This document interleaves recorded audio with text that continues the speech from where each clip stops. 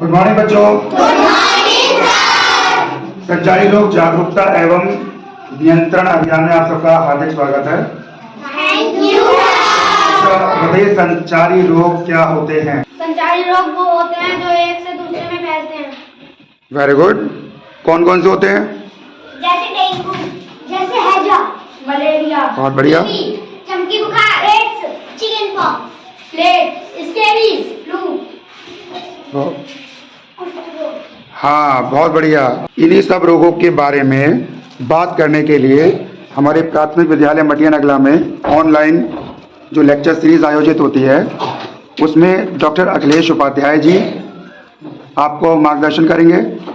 साथ में CHC फरीदपुर में मेडिकल ऑफिसर GA राही सर आप लोगों का मार्गदर्शन करेंगे और साथ ही जयपाल सर जो कि ARP हैं फरीदपुर ब्लॉक में, वो आप लोगों को मार्गदर्शन करेंगे। तो बच्चों, सबसे पहले हमारे बीच में CHC फरीदपुर के मेडिकल ऑफिसर GA राही जी हैं। तो डॉक्टर साहब, आपका बहुत बहुत हार्दिक स्वागत है, अभिनंदन है प्राथमिक विद्यालय मटिया नगला के ऑनलाइन लेक्चर सीरीज में। स्कूल में हमारे बहुत अच्छा लगा, आपकी स्कूल में हमारी विज़िट हुई और ये मैंने पहली बार देखा कि फरीदपुर ब्लॉक में हमारी विज़िट स्कूल्स में होती है और इनरोलमेंट के अगेंस्ट में 95% बच्चे हमें यहाँ पे उपस्थित मिले और बच्चों में साफ़ सफाई, बच्चे काफ़ी हमें नीट एंड क्लीन बच्चे मिले हमें। तो ये आप इसके लिए बधाई के पात्र हैं कि आपने स्कूल को ऐसे मैनेज करके रखा है जहाँ एजुकेशन की क्वालिटी भी अच्छी है, दूर दराज के बच्चे यहाँ पढ़ने आ रहे हैं। और बहुत बहुत धन्यवाद सर। अच्छा सर, जैसे अभी संचारी रोग नियंत्रण अभियान चल रहा है और दस्तक अभियान चल रहा है, थोड़ा सा प्रकाश डालिए, ये अभियान क्या है?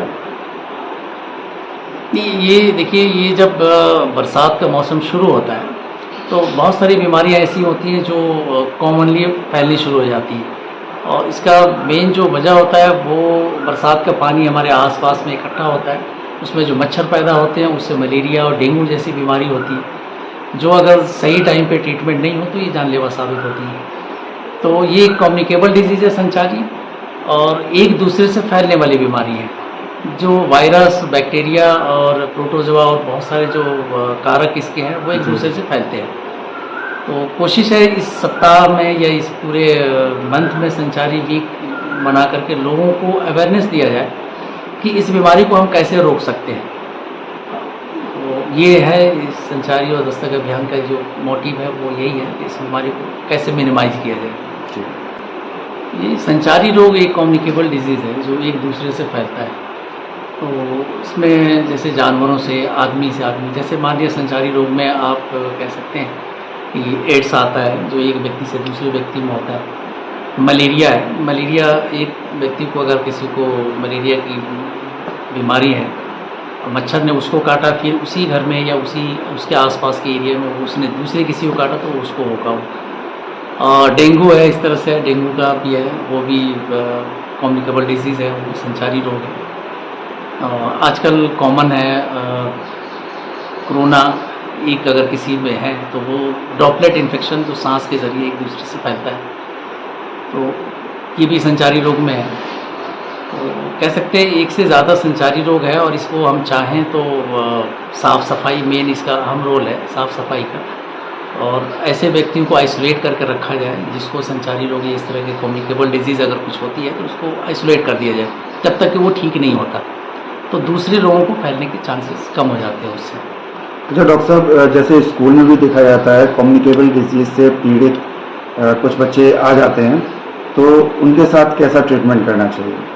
नहीं, अगर स्कूल में कोई इस तरह का बच्चा आ रहा है और आप उसको आइडेंटिफाई कर लेते हैं कि ये कम्युनिकेबल डिजीज़ का है, तो एक उस डिजीज़ का एक टाइम पीरियड होता है, उसके बाद वो ठीक हो जाता है। तो उसको उस पीरियड तक आप स्कूल में उसको ना रोक लगाने आने पे उनके पेरेंट्स को बुला कर उनको बताएं इसके बारे में, और घर पे भी उसको थोड़ा सा आइसोलेट करके रखें कि स्कूल में अगर आएगा वो तो स्कूल में फिर दूसरे बच्चों को होगा, दूसरे बच्चे फिर अपने घर जाएंगे तो वहाँ और लोगों को होगा, इस तरह से ये पूरे गाँव में फैल सकता है।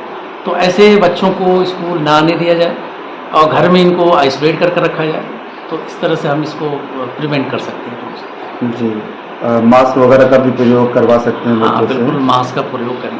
और प्रॉपर हैंड वॉश वगैरह उनको जी, करवाते हैं। साफ सफाई का खास तौर से रोल इसमें है कि अगर एक कॉमन सी बात है, किसी को कोल्ड हो जाता है तो वो स्नीज करता है अपने हाथ से, वो सिंपली करता है। वो अगर किसी हैंडल पे अगर अपना हाथ रखता है या डेस्क पे रखेगा तो इस तरह से दूसरा बंदा अगर उसको पकड़ेगा, यूज़ करेगा तो वो इस तरह से दूसरे को भी फैलेगा। तो साफ़ सफाई का खास तौर से रोल है।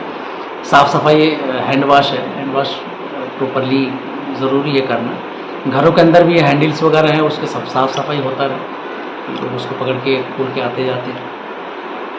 मास्क का है, मास्क का इस्तेमाल ज़रूरी है क्योंकि आज के दौर में जो कोविड है वो ख़ास तौर से उसमें मास्क रिकमेंड किया जा रहा है, ट्रिपल लेयर मास्क हो तो दूसरे को न फैले, इस तरह से रोक सकते हैं। तो डॉक्टर साहब, अंत में हम ये जानना चाहेंगे कि आपकी तरफ से क्या संदेश है अभिभावकों को और बच्चों को, साथ ही साथ शिक्षकों का क्या फ़र्ज़ है, किस तरीके से वो इस अभियान को और कारगर बना सकते हैं? मैं ये कहना चाहूँगा कि जो स्कूल्स में शिक्षक हैं उनका एक अहम रोल है इसके अंदर कि उनके जो स्कूल में बच्चे आते हैं उस खास तौर से उनके साफ़ सफाई पे ध्यान दें, उनको प्रेरित करें कि हम कैसे साफ़ सफाई करके बहुत सारी बीमारियों से बच सकते हैं। और इस तरह से अभिभावक भी स्कूल से कनेक्टेड होते हैं, वो भी आते हैं, तो उनको भी इससे प्रेरणा दिया जाए कि हम अपने आसपास के जो वातावरण है उसको कैसे साफ़ सफाई रखें ताकि इस तरह के जो डिजीज़ हैं, कम्युनिकेबल डिजीज़ या दूसरी और भी बीमारियां हैं, उससे हम बच सकें। ठीक है, आपका बहुत बहुत शुक्रिया डॉक्टर साहब।